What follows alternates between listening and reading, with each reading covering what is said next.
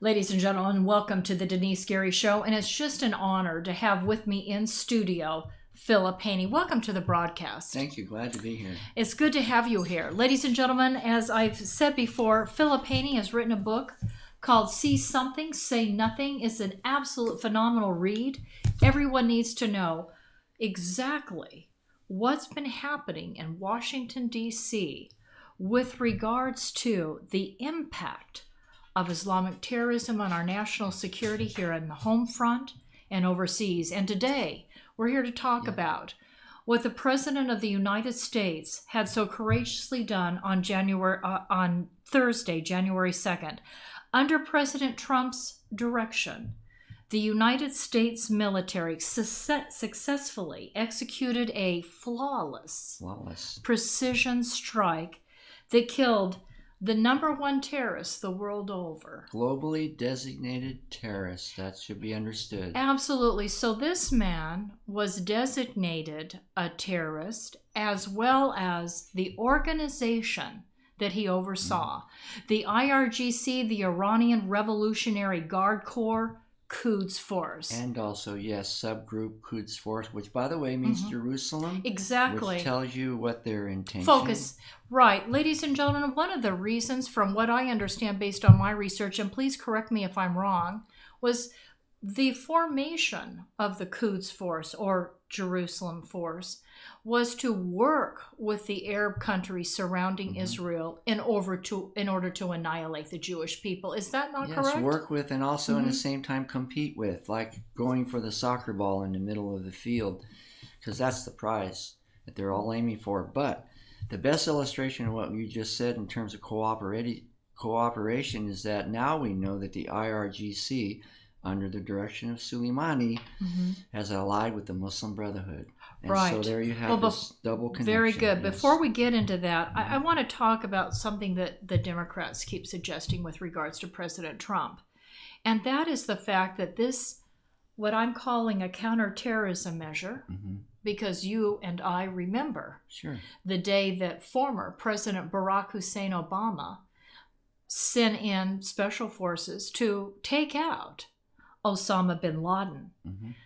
Former President Barack Hussein Obama also took out Anwar al-Awlaki. This was an American citizen. Right. He did. Used a Hellfire missile, is my understanding. In Yemen, yes. A Hellfire missile, normally used for other things, not necessarily individuals, but Obama used a Hellfire missile to take out al-Awlaki rather than bring this American citizen, who was a terrorist, and fomenting Islamic terrorism around the globe, and has left against Americans, and left quite a legacy in That's the right. world. Yes, he has. Right, and people, and ladies and gentlemen, people in the Arab world, in the Muslim world, Indonesia, Malaysia, other countries around the globe, still listen to al-Awlaki's tapes. Everybody that speaks English as their native language listens to him, and that's why he translated these abstract concepts of Islam hidden behind the veil of the language into English. Put them out there. That's why.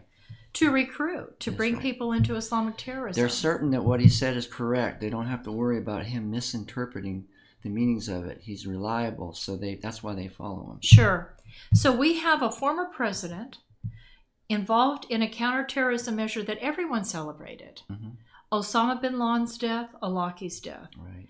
But now we have, on the floor of the Senate today, Senator Kaine, who ran with Hillary Rodham Clinton and lost in 2016, on the floor of the House saying, we need to get a war powers resolution passed. Well, isn't this just another counterterrorism strategy on behalf of another president, President Donald J. Trump? Yes, and besides the fact that every single day Iranian leadership is saying death to America and death to Israel, I mean, how many times do they have to say it before we actually believe them? It's a strange thing to me. Imagine working under administration like that. It's actually, I don't have to imagine it, but it's very surreal nonetheless, isn't it? To see our own elected officials defend Iran and Soleimani more than a globally designated terrorist, more than they do our own intelligence. See, by criticizing it, they're not only criticizing President Trump, they're by default criticizing all the intelligence and all the decisions and all the work on the ground that went into that moment. Secretary of State Mike Pompeo, who was the former CIA director, stated very clearly and succinctly that there was intelligence to suggest, and based on the way he said it, he didn't say CIA intelligence. Right. So I'm assuming there were several sources that confirmed that there was going to be another terrible attack executed against U.S. military personnel or civilians, as well as military bases.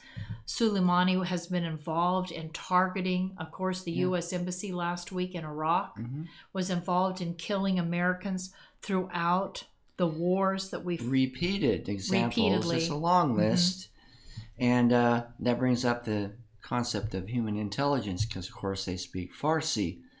So they're monitoring his communications. And now every single person in a leadership military position is going to be, they're going to think they're being tracked, and they probably are. Probably. That's how incredible this is. Well, I imagine that Israeli intelligence and U.S. intelligence, probably Egyptian intelligence, probably there are various some Kurds, I'm sure. Kurdish intelligence. I imagine that a lot of people are pulling together in various countries in the Middle East and around the world to support. And not only these that, efforts. Imagine the tens of thousands of people in Iran who are thankful today Right. because Soleimani was allowing leadership in the hierarchy to actually verbally, openly threaten mass killing of tens of thousands of people in Iran. Right. Soleimani was the hub that this whole thing, not only internally, and if they're that merciless with their own people and say so blatantly, emphatically, how do you think they're going to treat other people? Well, we're going to get to that. So, but would you suggest, would you agree with me that this is just nothing more than a counterterrorism measure and not at all akin to war? It's a intelligence operation. That's what it was. For me, it's very clear. Okay. That's what it was. Dr. Mark Esper, the Secretary of Defense, he came out in a statement as well, and he said that Soleimani had orchestrated several attacks against U.S. bases and the embassy, as I just mentioned.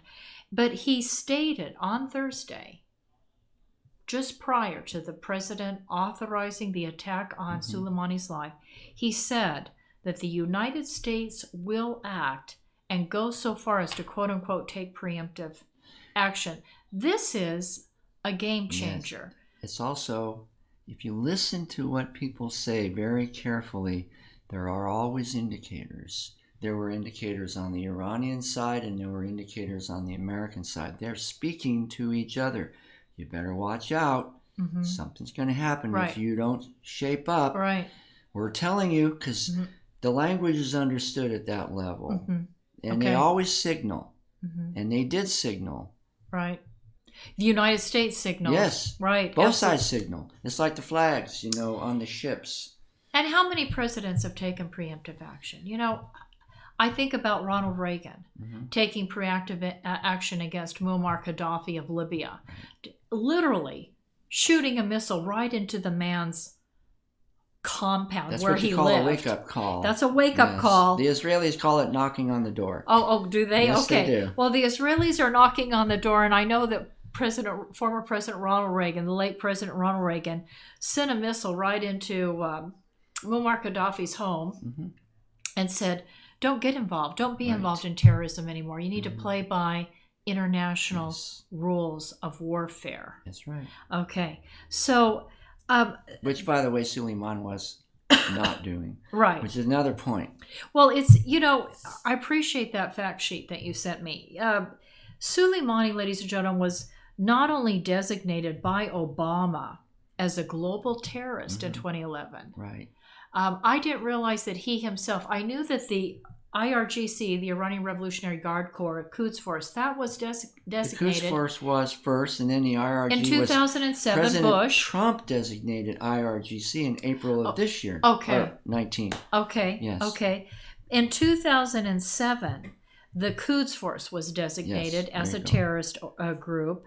IRGC by this president. So we had President Bush designate the IRGC as a terrorist organization. You had Obama designate Soleimani as a global terrorist and designated him under executive order as an individual responsible for horrific human rights And abuses. I'd like to ask the Democrats, what exactly are we supposed to do with international terrorists anyway? How many times do they need to be designated, and their groups, and they're affiliated, and their third level before the light bulb goes on? But, well, before we go after them. Yeah. And you wrote an article, ladies and gentlemen, Phillip Payne, author of See Something, Say Something, wrote an excellent piece in One News Now, onenewsnow.com. I recommend everyone read it. Just came out today. Today? Yes, just came out, January 6th. You talked about the vocabulary that's being used inside Iran. And I bring this up because we just pointed out that it was Obama that designated Soleimani as a terrorist that was involved in horrific human rights abuses. You said in your article, being this expert on Arabic, that there were 3 verbs that were used. And you talk about those verbs: slaughter, violently displace, and oppression. Yeah. In Iran, they're talking about crucifying people, chopping off their hands and feet. And if someone were to say, come on, they didn't really say that, actually they did. They did. And not only did they say it, they tell you where they derived it from. It's Quran chapter 5, verse 33. Right. It's exactly, it says, those that fight against Allah should have their opposite hand and foot, and horrifyingly. And they're talking about this on national TV. This is what we're going to do to the people that oppose the administration. They're fighting against Allah. We're going to mercilessly kill them. They said this. I believe that it just came out today, and correct me if I'm wrong. I noticed it in passing somewhere in some news source that the leadership in Iran has put a multi-million-dollar price on the president's head today. Have you heard that? I heard a little snippet about posting where he lives on a media platform. Sure. But that's just flew by real quick. Okay. But I certainly wouldn't put it past him. What was it? $82 million? Yeah. Actually, was it $82 million? I did hear that after all. Yeah. It was a multi-million-dollar price put on the president's head. I thought it was incredible. So let's talk about, based on Iranian intelligence documents, you mentioned earlier in our interview today that the Muslim Brotherhood here in the United States, which is interestingly enough, and I say that because the Muslim Brotherhood has looked to Erdogan, the president of Turkey, as a leader. Yes, he's a designated leader, actually. Right. Yeah. President Erdogan of Turkey. But there have been some Iranian intelligence documents that you and I have talked about before on this broadcast that indicate that under Soleimani, the IRGC is working hand in glove with the Muslim Brotherhood here in America and globally. They're working together, the IRGC to be the muscle and the Muslim Brotherhood to be the rhetorical arm, but working together, the rhetoric and the muscle, the killing, the bloodshed, the terrorist attacks, the Muslim Brotherhood supply the finesse. They are the doctors, the engineers, the professionals. They're saturated into virtually every walk of life in America and overseas. The faces are familiar. Okay. But the gravitational force that pushes them forward, along with their own worldview, is supplemented like high horsepower behind them. By the IRGC? Yes, because they have the same goal. How does that work? To the audience, people are probably asking the question right now, well, gee, one's a Shiite organization, the IRGC, Muslim Brotherhood, Sunni. They came out of Egypt in the 1920s. How does that work? It's real easy. There's Shia, there's Sunni, and there's Sharia. It's all about Sharia. Okay. Both of them. Sunni and Shiite both embrace Sharia law. That's what they have in common. In the Quran. So here's this big amount of overlap. Yes. Sunni and Shia, but their hands are wrapped around The Quran. No, the Sharia and the Quran, yes. Yeah. The Sharia law is, of course, written and identified inside the Quran and inside the Hadiths, of which there are several volumes. It's actually like they're playing with the same ball on the field, like a Right. soccer ball, and they're kicking it back and forth. And they It's the fight same each ball. They fight each They other, do. but they're coming together. But they play by the same rules, and that's the point. Yes, they might fight each other for the prize, but ultimately they have to play by the same rules. Otherwise, you get disqualified from the game. There you go. Okay, let's move on. I have a couple other questions I wanted to ask you. So, the Quds Force that refers to this terrorist force to liberate Jerusalem. This is of deep concern to the Jewish people. Do you believe after this counterterrorism measure taken by the President Trump, do you believe the first attack will be against people inside the state of Israel? Because we've got over 100, IRGC, Hezbollah have over 100,000 missiles in Lebanon pointed at neighborhoods and towns and cities inside Israel. I can't imagine waking up. Can you? I mean, can any of you imagine waking up every day? Back here behind us, there's a whole bunch of them right up there. Knowing that there are missiles that could land in your bedroom and wipe you and your family out in an instant. I think about the Jewish people living under threat of these missiles right there in Lebanon, under the control of Hezbollah, not the Iranian proxy. Works with the IRGC and Coots Force. Yeah. Iran's proxies have also sold these missiles to Hamas, the Islamic resistance movement inside the Gaza Strip. The Islamic Jihad Organization, another terrorist group backed by Iran. That's right, too. So Palestinians, Arab Muslims, in effect. Everybody within arm's length of Israel is involved in this in one way or another. Even ISIS is involved. From what I understand, there are Yazidi slaves that ISIS dropped off in Iran that are being sold inside Iran. Horrific crimes against humanity. Which goes back to our earlier touching back, the alliances and the coalitions that form because they have the same goal. They might not always get along 100% every day, but expediency. And get the goal accomplished, take out Israel. Then they fight over the prize, so to speak. Okay, what do you think is next in terms of targeting? That was my question. Do you think they're going to go after Israel first? If we go on Twitter, IDF Twitter, you can see what they're already doing. They're already preparing. Tell the audience about IDF. Yeah, you go on IDF, check them out Twitter and follow account. them. You want to see what's going on in Israel and the IDF, the Israeli Defense Forces, right? Just go on Twitter and they tell you exactly, on purpose. Right. They're advertising it. We're ready, we're preparing, we're ready. And are they fully? Well, we'll find out, but they're very assertive about it. They're very direct about it. They're saying so. We are aware. We know you're there. They're monitoring. I went to last year. Yes. And looked at they don't call it the fence. They call it the concept because it's a threefold protective barrier. And they have human intel on the other side, okay. Which is incredible. So they know what's going on over there. So they are. How well can you be prepared? Well, just being aware is the first big step, right?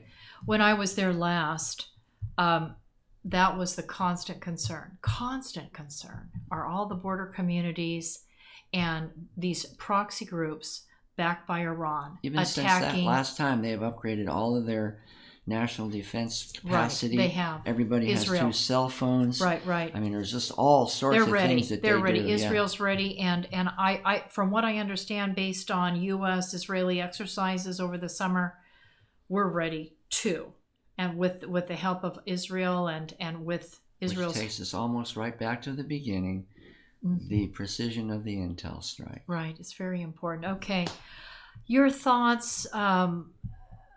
The President and Secretary of State Pompeo were very unified in presenting to the country over the weekend that this counterterrorism measure, this intel operation, was about strengthening the deterrent against Iran. That's right.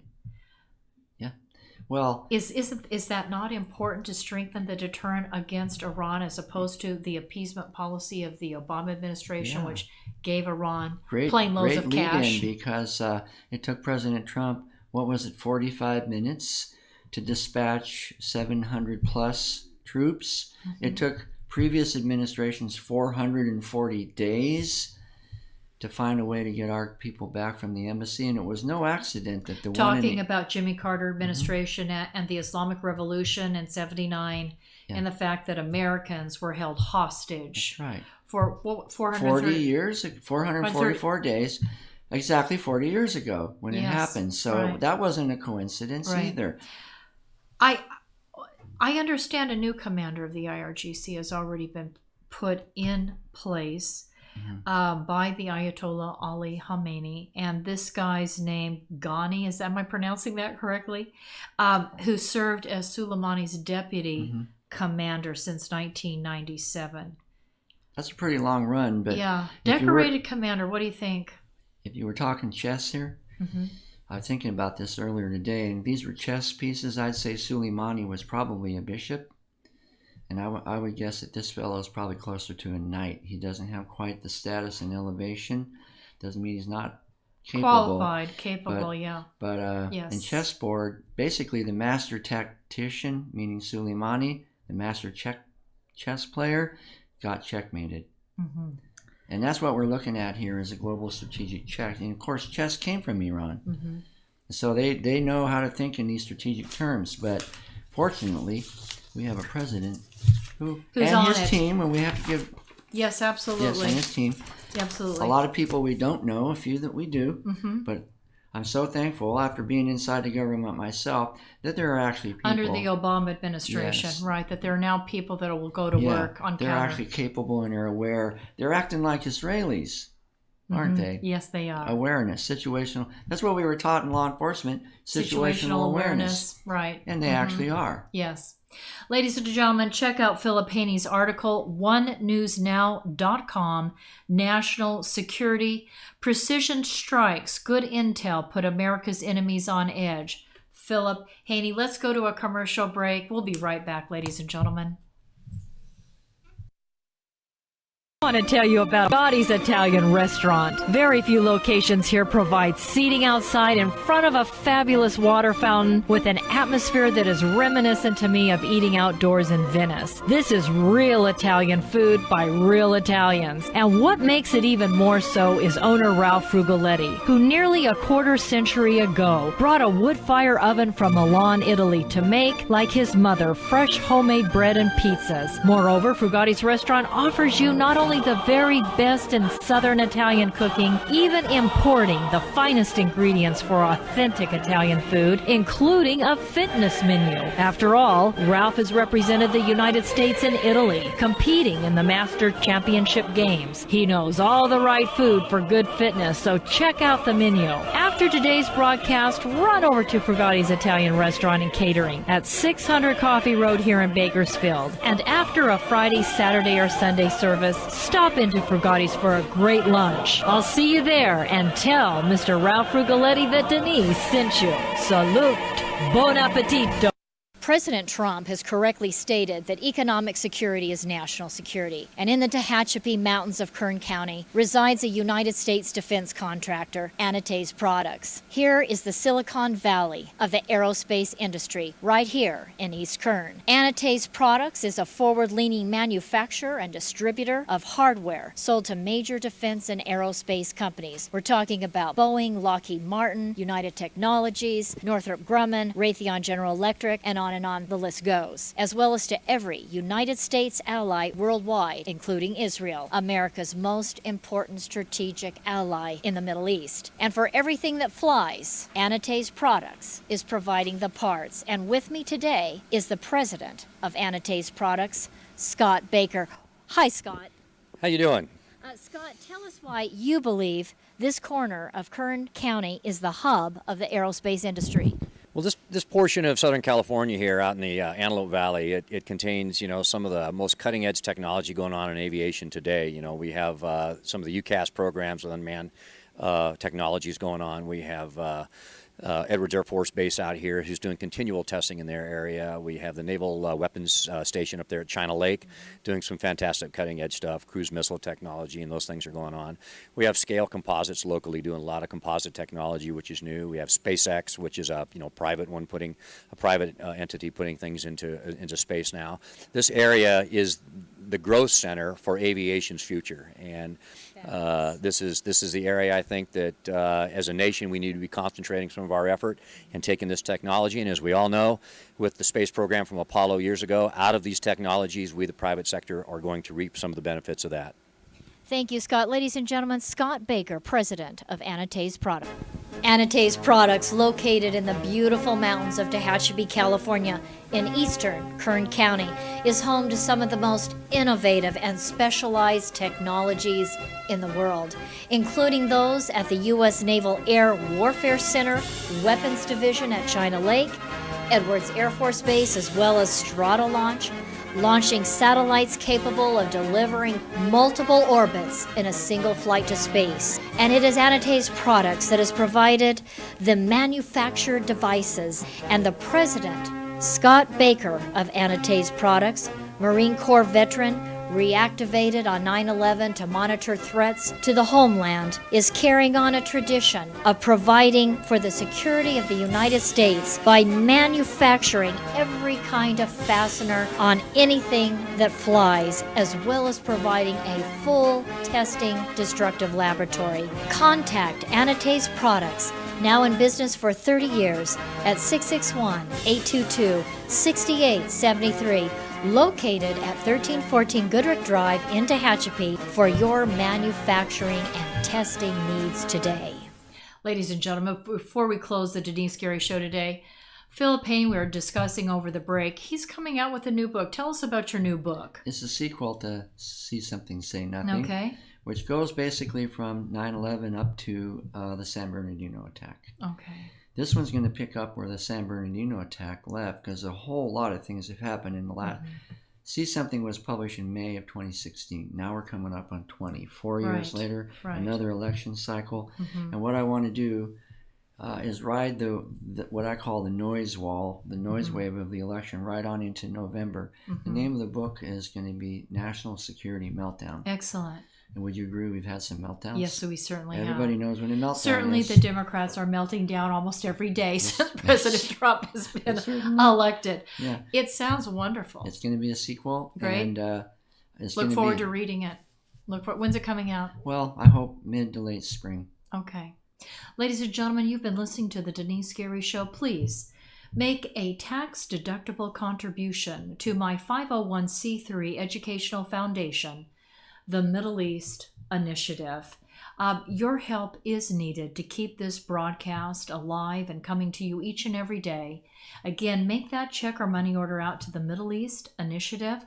It's tax deductible, and send it to Post Office Box, P.O. Box 82162, Bakersfield, California, 93380. Thank you so much for listening. Thank you for being on the broadcast today. Welcome. And we'll be right back with you tomorrow. Have a blessed and wonderful evening. Thank you.